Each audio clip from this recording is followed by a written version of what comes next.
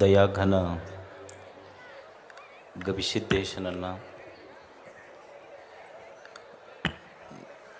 ಗುರುನಾಥ ಶಿವಶಾಂತ ಶಿವಯೋಗಿಯನ್ನು ಹೃನ್ಮಂದಿರದಲ್ಲಿ ಸ್ಮರಿಸಿ, ವೇದಿಕೆ ಮೇಲಿರುವ ಎಲ್ಲ ಪೂಜ್ಯರಲ್ಲಿ, ಹಿರಿಯರಲ್ಲಿ, ಈ ಸಮಾರಂಭದಲ್ಲಿ ಯಾತ್ರಾ ಮಹೋತ್ಸವದಲ್ಲಿ ಪಾಲ್ಗೊಂಡಿರುವ ತಾವೆಲ್ಲ ಗವಿಸಿದ್ದೇಶನ ಸ್ವರೂಪರೆಂದೇ ಭಾವಿಸಿ ತಮಗೆಲ್ಲರಿಗೂ ಶರಣಾರ್ಥಿಗಳು. ನೀವು ಕೂಡ್ರಲ್ಲಿ ಒಂದು 5 ನಿಮಿಷ ಮುಗಿಸೋಣ. ಕೂಡ್ರಿ, ಎಲ್ಲರೂ ಕೂಡ್ರಿ, ಎಲ್ಲಿ ಕೂಡ್ರಿ.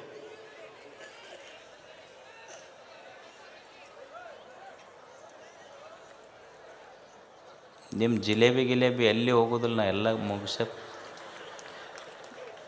ನಿಂಬದು ಮುಗಿಸಿದ ಮೇಲೆ ನಾ ಹೋಗ್ತೀನಿ. ನೀವೇನೇನು ಟೆನ್ಷನ ತೊಗೋಬೇಡ್ರಿ ಅದ್ರ ಬಗ್ಗೆ. ಕೂಡ್ರಿ, ಎಲ್ಲ ಕೂಡ್ರಿ, 2 ನಿಮಿಷ ಕೂಡ್ರಿ. ನಾ ಬಳತನ ಮಾತಲ್ಲ, ಒಂದು 5 ನಿಮಿಷ ಮುಗಿಸ್ಬಿಡ್ತಾನೆ. ಆ ಮೊಬೈಲ್ ಟಾರ್ಚ್ ನೀವು ಸುಮ್ಮ ಕುಂತ್ರ 5 ನಿಮಿಷ ಮುಗಿಸ್ತೀನಿ. ಗದ್ದಲ ಮಾಡಿದ್ರೆ 2 ತಾಸು ಮಾತಾಡ್ತಾನೆ ಮತ್ತೆ.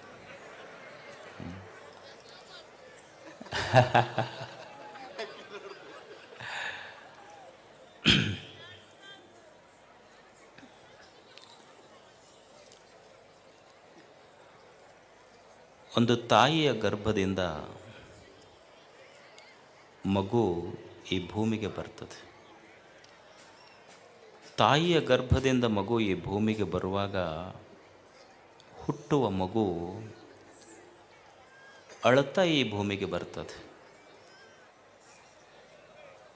ಇಷ್ಟು ಜನ ನಾವು ಹುಟ್ಟಿ ಬಂದಿದ್ದೇವೆ, ಹಲವು ಮಕ್ಕಳು ಹುಟ್ಟಿ ಬರುವುದನ್ನು ನಾವು ನೋಡ್ತೇವೆ.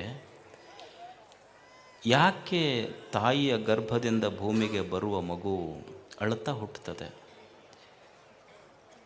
ಏನು ಪಡಿಬೇಕು ಅಂತದು ಅಳುತ್ತದೆ.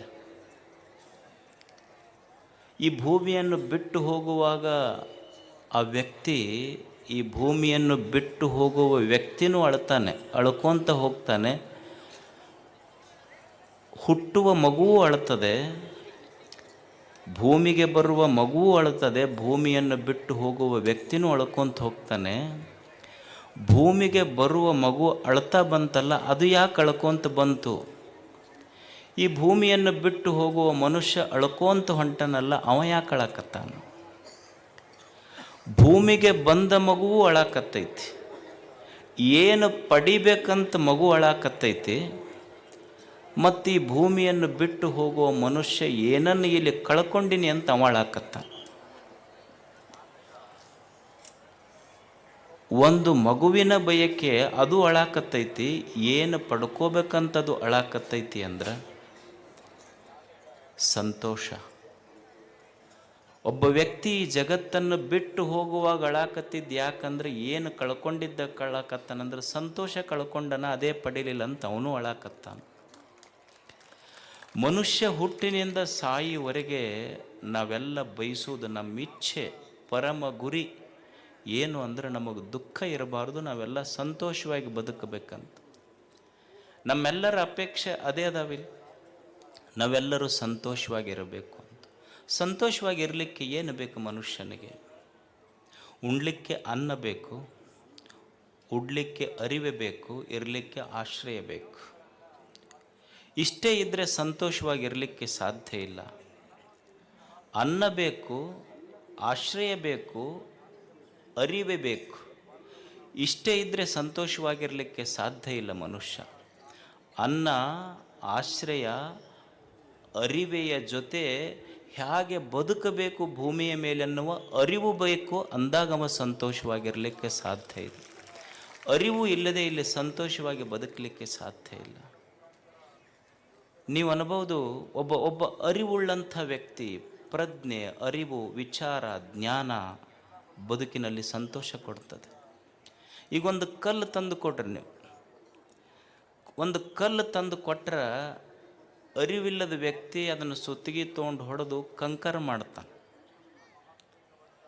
ಅದೇ ಅವನಿಗೆ ಅರಿವು, ಪ್ರಜ್ಞೆ, ಕಲಾತ್ಮಕತೆ, ಸೃಜನಶೀಲತೆ ಇತ್ತು ಅಂದ್ರೆ, ಸೃಜನಶೀಲತೆ, ಅರಿವು ಇಲ್ಲದವ ಕಲ್ಲು ತಂದು ಕೊಟ್ಟರೆ ಅದನ್ನು ಒಡೆದು ಕಂಕರ್ ಮಾಡ್ತಾನ.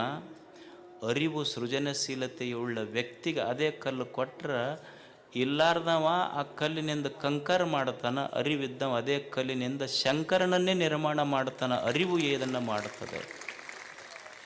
ನೀವು ಅನ್ಬೋದು, ಅಲ್ರಿ ನಮಗೇನು ಅರಿವಿಲ್ಲೇನೋ ಅಂತ. ಈಗ ನೀವು ನೋಡಿ, ನಿಮ್ಮದೊಂದು ಮೊಬೈಲ್ ಇರ್ತದೆ. ಮೊಬೈಲ್ ಬಿದ್ದರೂ ಒಡಿತೈತೆ ಅಂತ ತಿಳ್ಕೊಂಡು ಅದಕ್ಕೊಂದು ಸ್ಕ್ರೀನ್ ಗಾರ್ಡ್ ಹಾಕ್ತಿರಿಲ್ಲ, ನೀವೆಲ್ಲ ಹಾಕ್ತಿರಿಲ್ಲ. ಮೊಬೈಲ್ ಬಿದ್ದರೂ ಒಡಿತೈತಿ ಅಂತ, ಮೊಬೈಲ್ ಒಡಿಬಾರ್ದಂತ ಒಂದು ಸ್ಕ್ರೀನ್ ಗಾರ್ಡ್ ಹಾಕ್ತೀರಿ. ಮತ್ತು ಗಾಡಿ ಮೇಲೆ ಹೋಗಾಗ ಕೆಳಗೆ ಬಿದ್ದರೆ ತಲೆ ಹೊಡಿತೈತಿ ಅಂತ ಹೆಲ್ಮೆಟ್ ಹಾಕೊಳ್ಳಾರ್ದು ಅಡ್ಡಾಡಿರ್ತೀವಲ್ಲ. ಮತ್ತು ಅರಿವು ಐತೆ, ನಮಗೆ ಅರಿವಿದ್ರೆ ನಾವ್ಯಾಕೆ ಮಾಡ್ತಿದ್ವಿ ಇದನ್ನು? ಅರಿವು ಎಷ್ಟು ದೊಡ್ಡ ಕೆಲಸ ಮಾಡ್ತೈತಿ. ಕರ್ನಾಟಕ ಕನ್ನಡ ಭಾಷೆ ಐತಿ. ಇಲ್ಲಿ ಎಷ್ಟು ಮೂಲಾಕ್ಷರಗಳದಾವ? 49 ಮೂಲಾಕ್ಷರ ಅದಾವ.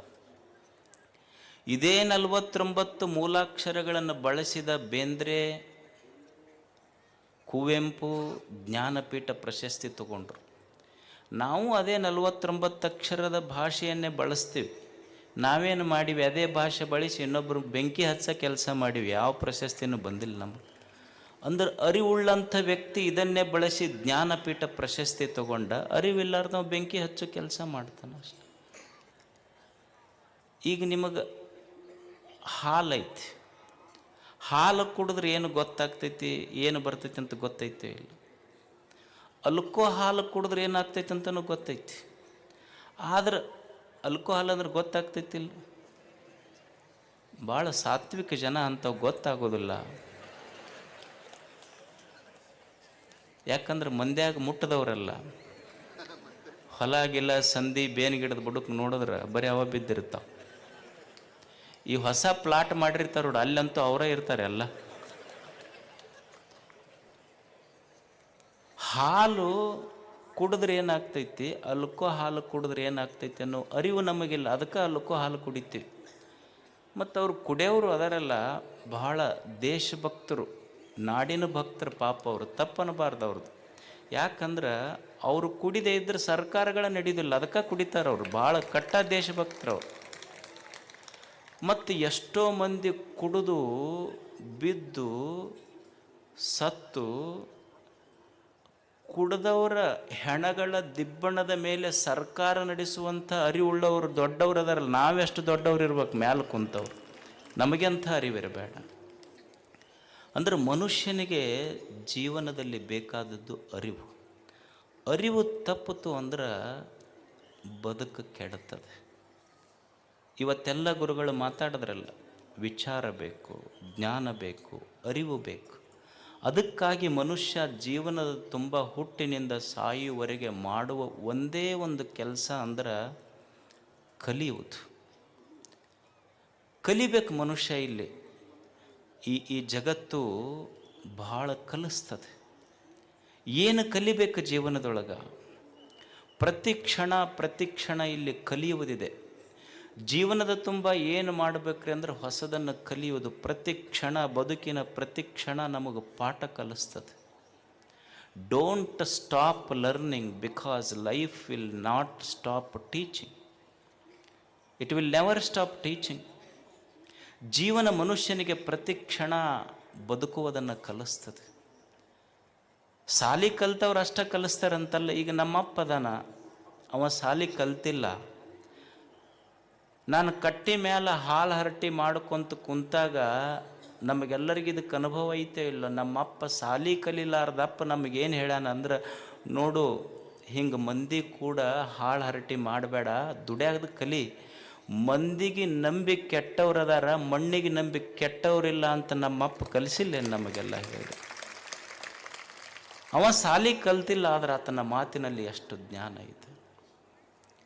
ಜೀವನದೊಳಗೆ ಹಿಂಗೆ ಕಣ್ಣು ತೆರೆದು ಬಿಟ್ಟರೆ ಜಗತ್ತೇ ಒಂದು ಪಾಠಶಾಲೆ ಐತೆ. ಎಲ್ಲನೂ ಕಲಿಸ್ತೈತಿ. ಈಗ ತಾಯಂದಿರದಿರಿ ನೀವು, ತಾಯಂದಿರು ಅಡುಗೆ ಮಾಡ್ತೀರಿ, ಅನ್ನ ಮಾಡ್ತೀರಿಲ್ಲ, ಎದ್ರಾಗ ಮಾಡ್ತೀರಿ? ಕುಕ್ಕರ್ನಾಗ ಮಾಡ್ತೀರಿ. ನಿಮಗೆ ಕುಕ್ಕರ್ ಏನು ಕಲಿಸ್ತೈತಿ ಅಂದ್ರೆ, ನಮ್ಮ ಬುಡಕ ನಮಗೆ ಆಗ್ಲಾರ್ದವ್ರು ಬೆಂಕಿ ಇಟ್ಟರು ಸಹಿತ ಸೀಟಿ ಹೊಡ್ಕೊಂತ ಅಡ್ಡಾಡ್ಬೇಕಂತ ಕುಕ್ಕರ್ ಕಲಿಸ್ತೈತಿ ನಮ್ಮ ಜೀವನ. ನಮಗಾಗ್ಲಾರ್ದವ್ರು ನಮ್ಮ ತಳಕ ಬೆಂಕಿ ಇಟ್ಟರು ಒಟ್ಟು ಸೀಟಿ ಹೊಡ್ಕೊಂತ ಅಡ್ಡಾಡ್ಬೇಕು. ನಾವು ಕುಕ್ಕರ್ ಕಲಿಸ್ತೈತಿ ಮನುಷ್ಯಾಗ, ನೋಡಿ ಕಲಿಬೇಕಷ್ಟೇ ನಾವು. ಈಗ ಮಿಕ್ಸರ್ ಐತಿ, ಮಿಕ್ಸರ್ ಏನು ಕಲಿಸ್ತೈತಿ ನಮಗೆ? ಈಗ ಹೊಟ್ಟೆಗೆ ಎಷ್ಟರ ಸಂಕಟ ಇರಲಿ ಬಾಯಿ ಮುಚ್ಕೊಂಡು ಕೆಲಸ ಮಾಡೋದು ಕಲಿ ಅಂತ ಮಿಕ್ಸರ್ ಕಲಿಸಿಲ್ಲೇನು ನಮಗೆ? ಕಲಿಸ್ತೈತಿ. ಜೀವನ ಅಂದ್ರೆ ಈ ಜಗತ್ತೈತೆಲ್ಲ, ಜಗತ್ತು ಅಂದ್ರೆ ಇದೊಂದು ಡೊನೇಷನ್ ಇಲ್ಲದ ಪಾಠಶಾಲೆ ಅಂದ್ರೆ ಜಗತ್ತಿದು. ನೀವು ಯಾರೂ ಡೊನೇಷನ್ ಕೊಡಬೇಕಾಗಿಲ್ಲ. ಶಾಲ್ಯಾಗಾದ್ರೆ ಡೊನೇಷನ್ ಕೊಡ್ಬೇಕಾಗ್ತೈತಿ, ಫೀಸ್ ಕಟ್ಟಬೇಕಾಗ್ತೈತಿ. ಫೀಸ್ ಇಲ್ಲಾರ್ದೆ ಜಗತ್ತು ಕಲಿಸ್ತೈತಿ. ಈಗ ನೀವು ಮಕ್ಕಳಿಗೆ ಶಾಲೆಗೆ ಕಲಿಸ್ತಿರಲ್ಲ, ಫೀಸ್ ಇಲ್ಲಾರ್ದೆ ಯಾರ ನಾವು ಕಲ್ಸೋಕ್ಕೆ ಸಾಧ್ಯ ಐತೆ ನಮ್ಮ ಮಕ್ಕಳಿಗೆ ಇವತ್ತು ಶಾಲೆ. ಆದರೆ ಜೀವನ ಹಾಗಲ್ಲ. ಶಾಲೆಯಲ್ಲಿ ಫೀಸ್ ಕೊಟ್ಟ ಕಲಿಬೇಕಾಗ್ತೈತಿ. ಯಾರೋ ಒಬ್ಬರು ಸರು ಒಂದು ಶಾಲೆಯೊಳಗೆ ಒಂದು ಮಗು ಮನೆಗೆ ಬಂತಂತ. ಮನೆಗೆ ಬಂದು ಬಾಯಾಟ ಮಾಡ್ತಿತ್ತಂತ, ತಾಜ್ ಮಹಲಿನ ಹುಬ್ಬಳ್ಳಿ ಅಂತಂದು. ಅವ್ರ ಅಪ್ಪ ಕೇಳಿ ಸಿಟ್ಟು ಬಂತು, ಯಾರು ಕಲಿಸ್ಯಾರ ನಿನಗಿದನ್ನು? ನಮ್ಮ ಟೀಚರ್ ಕಲಿಸ್ಯಾರ. ಏನು ಕಲಿಸ್ಯಾರ? ತಾಜ್ ಮಹಲಿನ ಹುಬ್ಬಳ್ಳಿ ಅಂತ. ಅವನಿಗೆ ಸಿಟ್ಟು ಬಂತು. ಅವ್ರ ಮಾಸ್ತರು ಸೀದಾ ಅಪ್ಪ ಶಾಲೆಗೆ ಹೋದ. ಅಲ್ಲ, ಏನಾರ ಕಲ್ಸಕ್ಕೆ ಬರ್ತೈತೇನು ನಿಮಗೆ? ಏನು ಕಲಿಸಿವಿ?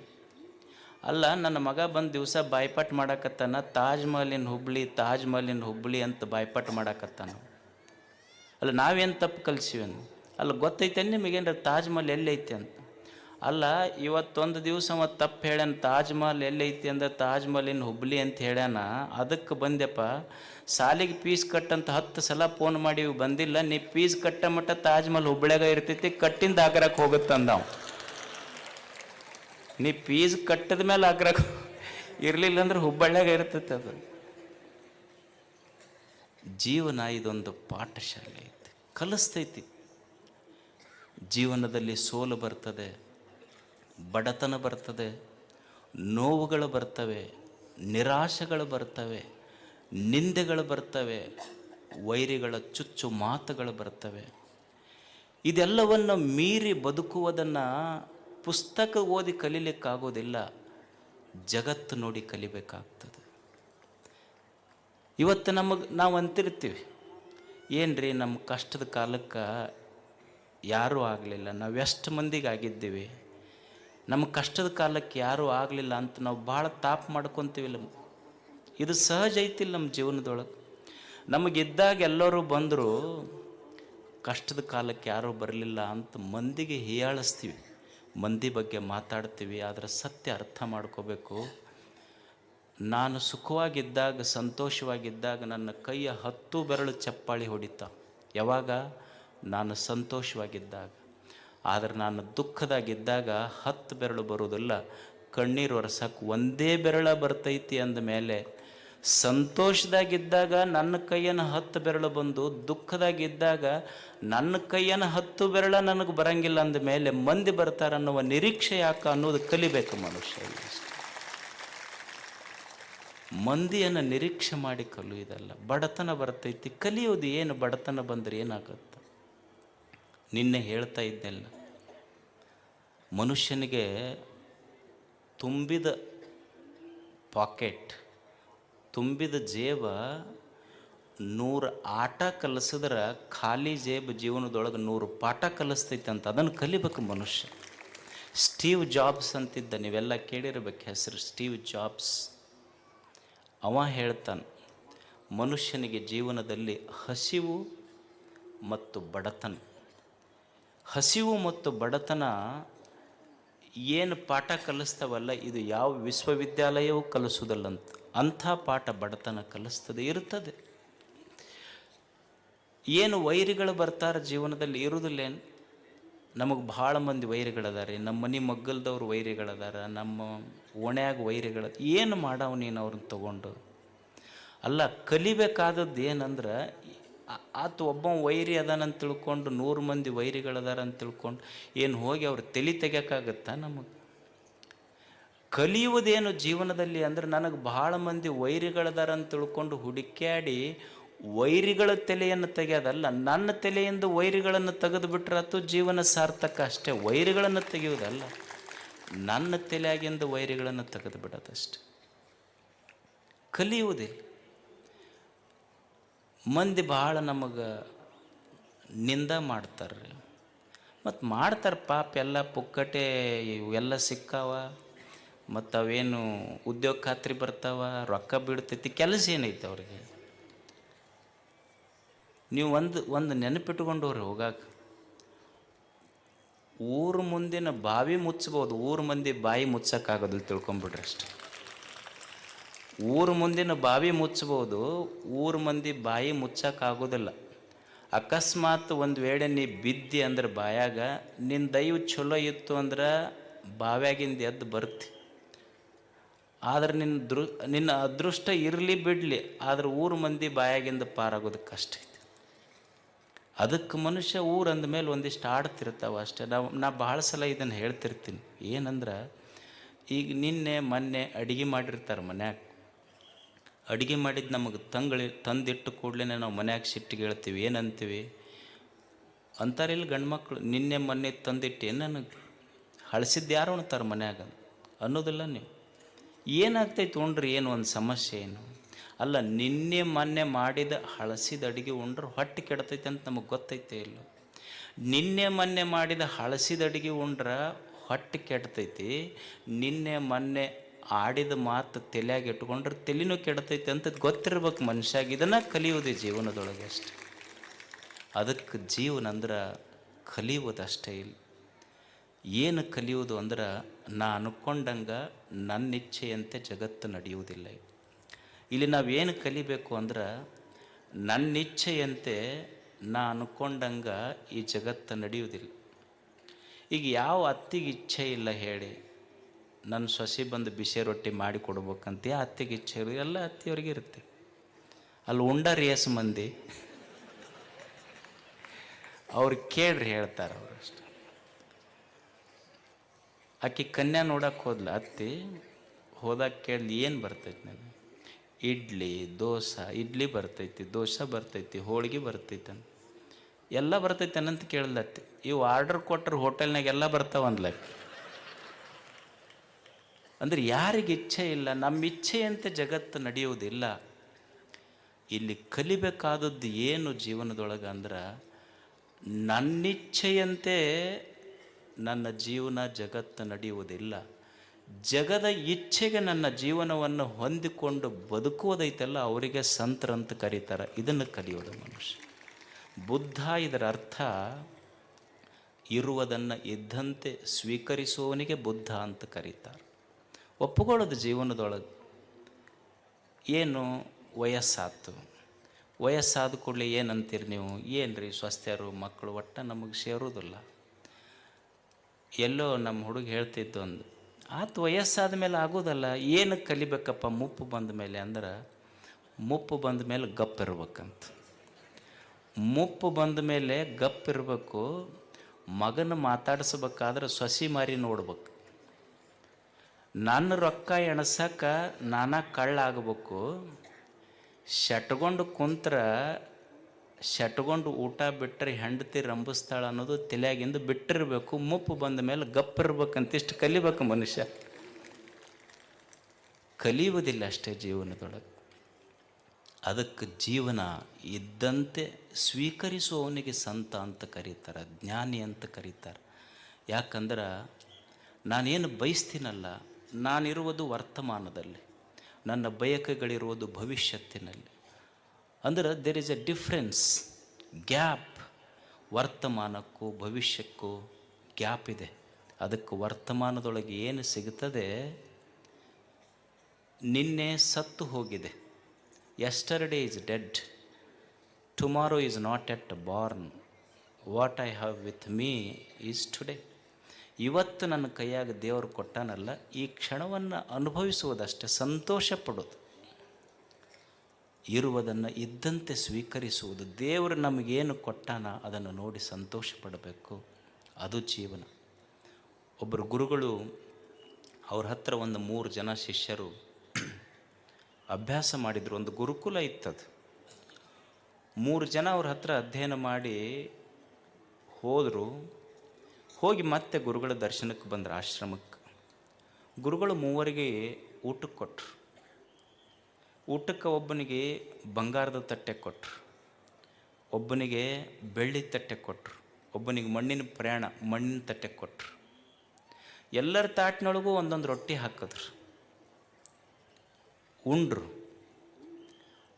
ಮೂವರಿಗೆ ರೊಟ್ಟಿ ನೀಡಿದ್ರು ಗುರುಗಳು. ಒಬ್ಬನಿಗೆ ಬಂಗಾರ ತಟ್ಟೆ, ಒಬ್ಬನಿಗೆ ಬೆಳ್ಳಿ ತಟ್ಟೆ, ಒಬ್ಬನಿಗೆ ಮಣ್ಣಿನ ತಟ್ಟೆ ಕೊಟ್ಟು ಮೂವರಿಗೆ ಒಂದೊಂದು ರೊಟ್ಟಿ ಹಾಕಿ ಊಟ ಮುಗಿದ ಮೇಲೆ ಮಣ್ಣಿನ ತಟ್ಟೆಯಲ್ಲಿ ಬೆಳ್ಳಿ ತಟ್ಟೆಯಲ್ಲಿ ಉಂಡ ಶಿಷ್ಯರು ಗುರುಗಳಿಗೆ ಬಂದು ಹೇಳಿದರು, ಅಲ್ಲ ನೀವು ಬಹಳ ದೊಡ್ಡವ್ರಂತ ತಿಳ್ಕೊಂಡಿದ್ವಿ ನಾವು.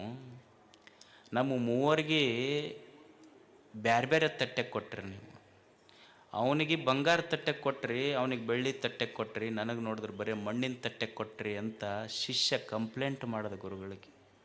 ಅವಾಗ ಗುರು ಹೇಳ್ದ, ನೋಡು, ಅವನಿಗೆ ಬಂಗಾರದ ತಟ್ಟೆ ಕೊಟ್ಟಿರ್ಬೋದು, ಅವನಿಗೆ ಬೆಳ್ಳಿ ತಟ್ಟೆ ಕೊಟ್ಟಿರ್ಬೋದು, ನಿನಗೆ ಮಣ್ಣಿನ ತಟ್ಟೆ ಕೊಟ್ಟಿರ್ಬೋದು.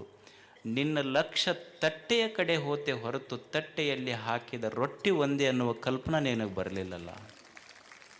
ಜೀವನದೊಳಗೆ ಒಬ್ಬ ಹೆಚ್ಚಿರ್ಬೋದು, ಒಬ್ಬರಿಗೆ ಕಡಿಮೆ ಇರ್ಬೋದು, ಒಬ್ಬ ಶ್ರೀಮಂತ ಇರ್ಬೋದು, ಒಬ್ಬ ಬಡವಿರ್ಬೋದು, ಒಬ್ಬ ಸುಂದರ ಇರ್ಬೋದು, ಒಬ್ಬ ಕಪ್ಪಿರ್ಬೋದು. ಆದರೆ ದೇವರು ನಮ್ಮ ತಟ್ಟೆಯಲ್ಲಿ ಸುಂದರವಾದ ಜೀವನವನ್ನು ಹಾಕಿದ್ದಾನೆ. ಈ ಜೀವನವನ್ನು ಏನು ಆಯುಷ್ಯ ಕೊಟ್ಟಾನ ಅವನಿಗೆ ಸಂತೋಷ ಆಗುವಂಗೆ ಬದುಕಿ ಹೋಗುವುದೇ ನಿಜವಾದ ಜಾತ್ರೆ. ಇದು ಜೀವನದ ಉದ್ದೇಶ ಅಷ್ಟೆ. ಇಲ್ಲೇನು ಯಾರೂ ಖಾಯಮಿರಾಕ್ಕೆ ಬಂದಿಲ್ಲ. 4 ದಿವಸ ಇರ್ತೀವಿ, ಇರೋದ್ರಾಗ ಚಂದ ಹೊಂದ್ಕೊಂಡು ಎಲ್ಲರೂ ಕೂಡ ಇದ್ದು ಹೊಂದ್ಕೊಂಡು ಹೋಗೋದು ಅಷ್ಟೇ. ಕಲಿಯೋದು ಈಗ ಶಾಲ್ಯಾಗ ಕಲಿಸ್ತಾರೆ, ಇಲ್ಲಿ ನಿಮಗೆ ವ್ಯಾಕರಣ ಕಲಿಸ್ತಾರೆ. ವ್ಯಾಕರಣದಾಗ ಏನು ಕಲಿಸ್ತಾರೆ ಹೇಳ್ರಿ? ಹೊಂದಿಸಿ ಬರೆಯಿರಿ ಅಂತ ಕಲ್ತೀರ ಇಲ್ಲ? ಹೊಂದಿಸಿ ಬರೆಯಿರಿ ಅಂತ ಕಲಿಸ್ತಾರೆ. ಏನು ಕಲಿಸ್ತಾರೆ ಅಂದ್ರೆ, ಇಲ್ಲೊಂದು ಲೈನ್ ಕೊಟ್ಟಿರ್ತಾರೆ, ಅದು ಎ ಇಟ್ಟು ಇದು ಇರ್ತೈತಿ, ಆ ಕಡೆ 5ನೇ ನಂಬರ್ದು ಕೆಳಗೆ ಇಟ್ಟಿರ್ತಾರೆ. ಅಂದ್ರೆ 5ನೇ ನಂಬರ್ದು ಇಲ್ಲಿ 1ನೇ ನಂಬರ್ ಇತ್ತಂದ್ರೆ ಅದು ಕೂಡ್ತೈತೆ. ಅದು ಹೊಂದಿಸಿ ಬರೆದ್ರೆ ಪದಕ್ಕೆ ಅರ್ಥ ಬರ್ತೈತಿ, ಹೊಂದ್ಕೊಂಡು ಬದುಕಿದ್ರೆ ಜೀವನಕ್ಕೆ ಅರ್ಥ ಬರ್ತೈತಿ ಅಂತ ಕಲೀಲಿ ಅಂತ ಹೊಂದಿಸಿ ಬರೆಯಿರಿ ಕಲಿಸ್ಯಾರ ಅವರು. ಅದಕ್ಕೆ ಜೀವನದಲ್ಲಿ ಕಲ್ಕೊಂತ ಯಾರು ಕೂಡ ದ್ವೇಷ ಕಟ್ಕೊಂಡು ಇನ್ನೊಬ್ಬರಿಗೆ ಟೀಕೆ ಮಾಡಿ ಏನೂ ಕಲಿಯೋದಿಲ್ಲ, ಸಾಧಿಸುವುದೂ ಇಲ್ಲ. ಇರುವಷ್ಟು ದಿವಸ ಸಂತೋಷವಾಗಿ ಇನ್ನೊಬ್ಬರ ಮನಸ್ಸಿಗೆ ನೋವು ಮಾಡದಂಗೆ ಚಂದ ಕಾಯಕ ಮಾಡ್ಕೊತ ಬದುಕೋದೇ ನಿಜವಾದ ಜೀವನದ ಸಾಧನೆ ಅನ್ನುವಂಥ ಮಾತು ಹೇಳಿ, ಪ್ರತಿ ಕ್ಷಣ ಏನು ಜೀವನ ಕೊಟ್ಟಾನಲ್ಲ ಅವನನ್ನು ನೆನೆಸಿ ಬದುಕೋದಷ್ಟೇ. ಈಗ ನೀವು ಹಳ್ಳಿ ರೈತರದಿರಿ, ಹಳ್ಳಿ ರೈತರಿಗೆ ಅನುಭವ ಇರ್ತೈತಿ.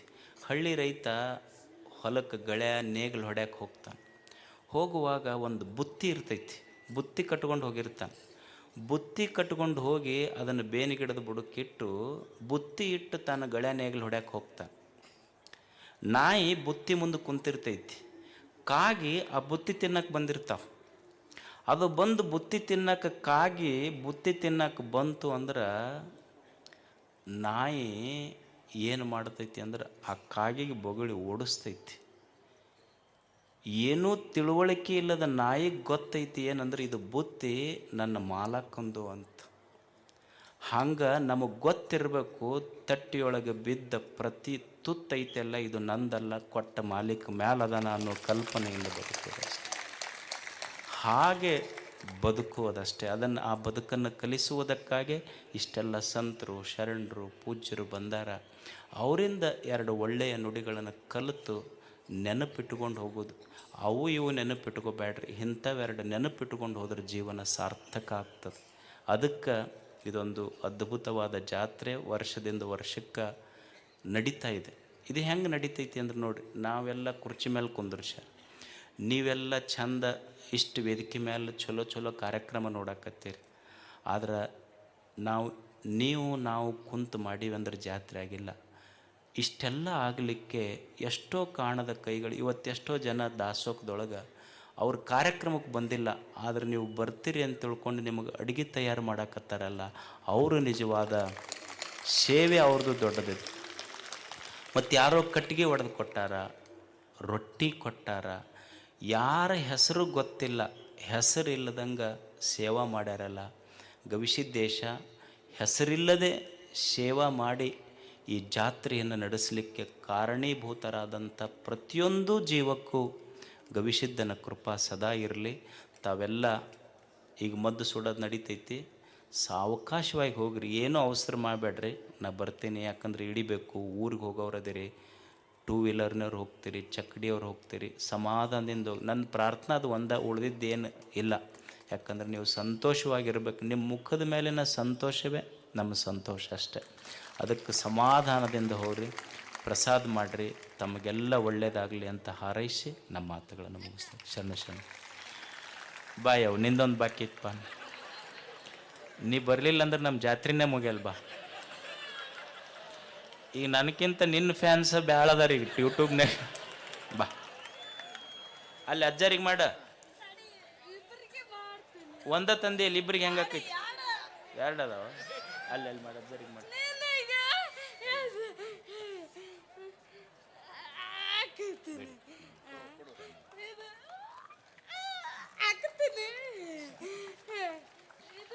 ಎಲ್ಲರೂ ಸಾವಕಾಶವಾಗಿ ಹೋಗ್ರಿ. ಶರಣಾರ್ಥಿ ಮೆಲ್ಕ್ ನಡ್ರಿ.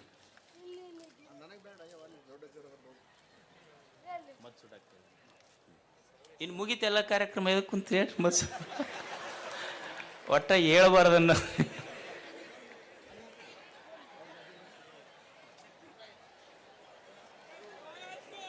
ಎಲ್ಲ ಪೂಜ್ಯರಿಗೆ